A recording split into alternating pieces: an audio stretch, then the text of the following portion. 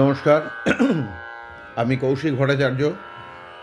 স্বরচিত গল্প শিল্পীর অনন্য গুণ, জীবন রস ও মানবিকতা পাঠ করে শোনাচ্ছি।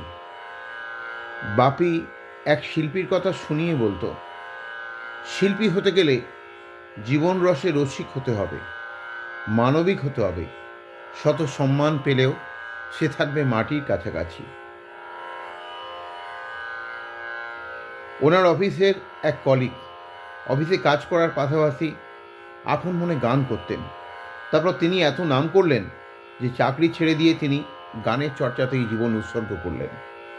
একটা জলসায় যাওয়ার আগে তিনি এক চায়ের দোকানে চা খেতে বসেছেন। চা তৈরির সময় চাওয়ালা চিনি বেশি করেই ঢেলে যাচ্ছে।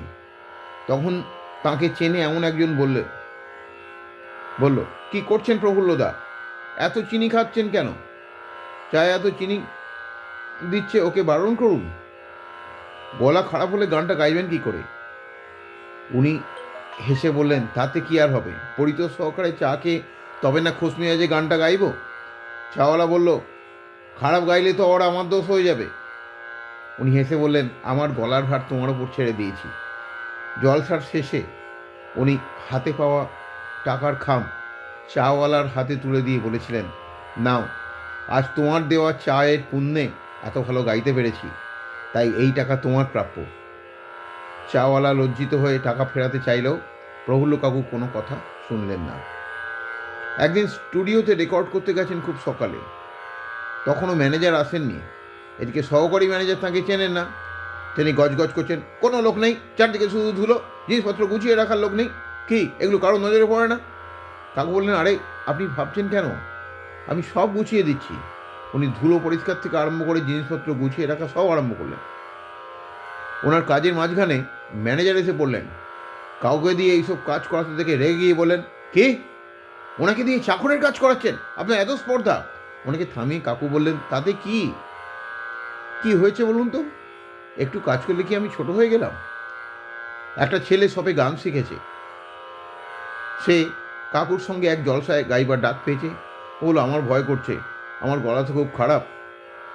কাকু ওকে সান্ত্বনা দিয়ে বললেন, ওসব নিয়ে তুমি ভেবো না, তুমি যা গাইবে গানের ভাবের ছবি মনে মনে এঁকে গলা খুলে গাও, দেখবে তোমার গান হৃদয়গ্রাহী হবে। সত্যি তাই হয়েছিল। স্টেজ থেকে নেমে ছেলেটা কাকুর পায়ে হাত দিয়ে প্রণাম করেছিল। কাকু তাকে বুকে জড়িয়ে ধরে আশীর্বাদ করে বললেন, তুমি অনলসভাবে গানের অনুশীলন করে যাও, আর এইভাবে গান পরিবেশন করবে, দেখবে তোমাকে কেউ আটকাতে পারবে না। আর একটা কথা মনে রাখবে, গান শুধু সুরতালের গল্প নয়, গান হবে হৃদয় ছোঁয়া, আর কণ্ঠকে ধার দিয়ে যাবে ক্রমাগত। তাহলে বাসন যেমন যত মাজবে তত ঝকঝক করে, তেমনি তোমার গলাও হয়ে উঠবে খাপ খোলা তলোয়ারের মতো। গানের পাশাপাশি গান করার পাশাপাশি উনি পাড়ার ছেলেদের সঙ্গে গল্প করতেন, তাদের নানা রকম গল্প শোনাতেন, তাদের পড়াশোনায় সাহায্য করতেন। বিয়ে থা করেননি, তাই অখণ্ড অবসরে উনি সন্ধ্যায় এক আশ্রমে গিয়ে বসতেন, আশ্রমিকদের কাজেও সহযোগিতা করতেন। আয়ের মোটা অংশ তিনি তাঁর আয়ের একটা মোটা অংশ তিনি ওই আশ্রমে এবং কিছু সমাজ কল্যাণ সংস্থায় দান করতেন। বাবির কথাগুলো শুনে বুঝেছিলাম যে শিল্পী শুধু দক্ষ হলে হবে না, তাকে খাঁটি মানুষ হতে হবে। নমস্কার।